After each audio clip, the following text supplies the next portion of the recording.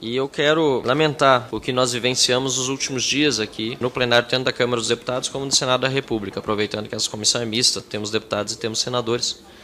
E não só aqui, também no plenário do Supremo Tribunal Federal, independentemente do mérito julgado, nós vimos o Supremo Tribunal Federal agindo politicamente. E essa casa, que já está prostrada diante do Poder Judiciário, deu uma demonstração cabal de como se curva, senador Marcelo Castro, ao Supremo Tribunal Federal. Aquela votação na quinta-feira, o julgamento na quinta-feira da semana passada, e a sugestão de que a resolução do Congresso Nacional poderia resolver as emendas de relator, essa sugestão por parte do ministro Ricardo Lewandowski, pouco tempo depois, cerca de 1 hora, se convoca uma sessão do Congresso Nacional para o dia seguinte para aprovar uma resolução. É uma vergonha. É uma vergonha. O Congresso está ajoelhado diante do Supremo Tribunal Federal e, às vezes, diante de um ministro. É vexatório. Vexatório. O orçamento da República todo.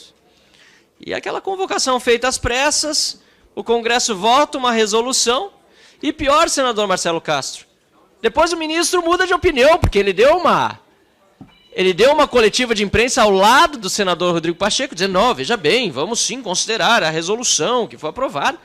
E na segunda-feira vai lá e vota contra o orçamento secreto. Aliás, eu também sou contra, nunca usei um centavo do orçamento secreto. Repito, não estou entrando no mérito, eu estou entrando na forma. Nós estamos humilhados e de joelhos diante do Supremo Tribunal Federal e eu não acho graça nisso.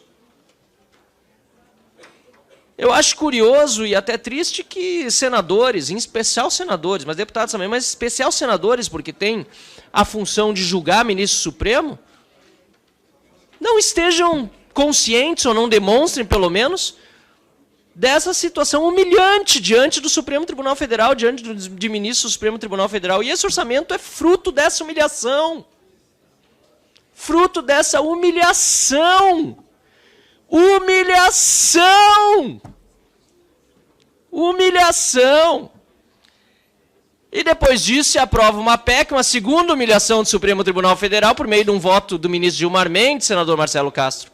Completamente irregular. Eu não sei se Vossa Excelência sabe, o presidente o deputado Celso Sabino, mas eu fui atrás da informação. Eu não sei se Vossa Excelência sabem, meus colegas, mas o mandado de injunção que Gilmar Mendes utilizou, provocado por um partido político no Supremo Tribunal Federal, para tratar do Bolsa Família e colocá-lo fora do teto de gasto, aquele mandado de injunção, senador Marcelo Castro, estava arquivado desde fevereiro deste ano, já tinha transitado em julgado. Ele ressuscitou dentre os mortos um mandado de injunção. O ministro do Supremo Tribunal Federal fez algo que um estudante de primeiro semestre de Direito sabe que é ilegal de acordo com o nosso Código de Processo Civil. Mas claro que a Câmara e o Senado não se pronunciaram, porque o Bolsa Família era apenas desculpa para a aprovação da PEC. Ficou muito claro. Porque se fosse pelo Bolsa Família, para que votar a PEC ontem? Por que a PEC do estouro, da gastança, a PEC do Lula foi votada? Porque já não era apenas do Bolsa Família, aliás, nunca foi. Ela foi para abrir um espaço fiscal neste ano que o governo não precisava. O ministro Paulo Guedes deixou claro que as contas estavam pagas, abriu-se crédito extraordinário. Quem precisava é quem tinha compromisso a cumprir e que vai cumprir com esse orçamento, com verba de relator, com outros investimentos que já não precisavam mais ser feitos de acordo com as contas do governo federal que estavam fechadas. E, além disso, se deu um espaço fiscal para um gasto excedente de mais de 100 bilhões de reais para um governo que nem começou. Eu disse ontem, Lula, PT, o Centrão, deputados, senadores, fizeram barba, cabelo e bigode aqui na Câmara dos Deputados e no Senado da República. Aprovaram aumento de toda sorte para quem mais ganha na elite do funcionalismo, inclusive para ministro do STF, para deputados federais, para senadores, para membros do Ministério Público, Defensoria Pública. Enfim, um show de aumentos num momento em que a população passa dificuldades para comprar um presente de Natal, às vezes até mesmo para comer, e que é utilizada como desculpa e justificativa para furar o teto, porque sequer era necessária essa justificativa depois do voto de Gilmar Mendes, irregular, inconstitucional, mas aqui se aceita tudo que vem do Supremo Tribunal Federal, não se questiona nada. O Supremo Tribunal Federal é a força ditadora do Brasil. O que o Supremo fizer, se determinar que determinadas pessoas, determinadas é até feio, se decidir que determinadas pessoas podem ser fuziladas no Brasil ao arrepio do Estado de Direito, e eu estou recorrendo ao absurdo, que é uma técnica importante sim da retórica, mas é um absurdo possível nesse país. Se um ministro monocraticamente decidir, não há senador ou deputado que possa dizer alguma coisa, não há autoridade no Brasil que possa desdizer, e essa pessoa sim pode ser e será fuzilada, apesar de ser inconstitucional a pena de morte no Brasil, porque hoje o Supremo faz o que quiser e ninguém diz nada. Então, ministro Gilmar Mendes decide, de uma forma inconstitucional, ilegal, e que qualquer estudante de direito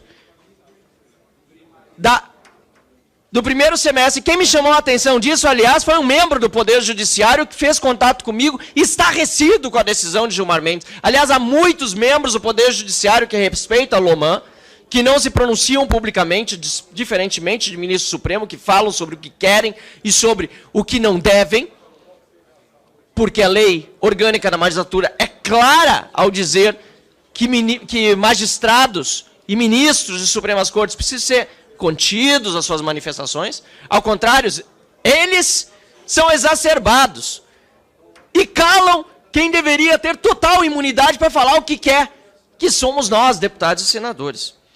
Mas voltando à minha argumentação, senhor presidente, caro relator, senador Marcelo Castro, eu lamento que esta Câmara dos Deputados já tenha aprovado esta PEC para furar o teto, e agora este orçamento, que tinha um déficit primário anterior previsto de 63 bilhões e 700 milhões, passará a um déficit primário no ano que vem, de 2023, para 232 bilhões e 600 milhões de reais.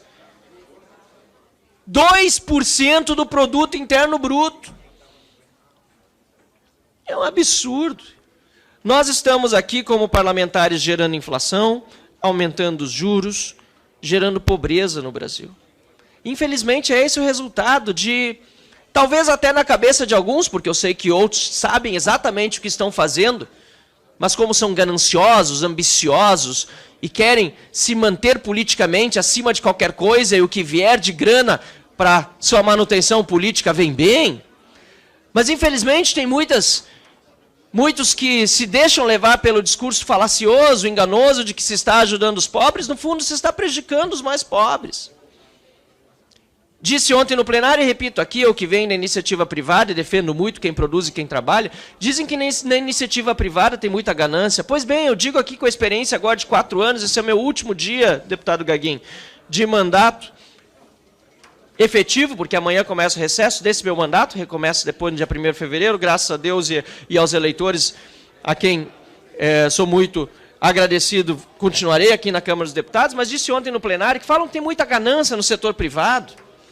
Eu nunca vi tanta ganância na minha vida como tem aqui nesse parlamento. Nunca vi tanta ganância como vejo de determinados, não todos, tem muita gente bem intencionada e com o oposto disso na sua forma de atuar aqui, mas nunca vi tanta ganância como deputados e senadores que querem usar do dinheiro do povo, inclusive gerando dívida que o povo vai pagar, para única e exclusivamente se manter no poder. Eu lembro a todos que caixão não tem gaveta. Para que essa vontade de se locupletar e pegar dinheiro, gerar dívida, inflação e juro e tudo que vem junto com o orçamento desses, apenas para se manter no poder? Vale a pena? Eu acho que não vale. E por isso voto contrariamente a essa peça orçamentária, com toda a vênia àqueles que discordam da minha posição. Obrigado, senhor presidente.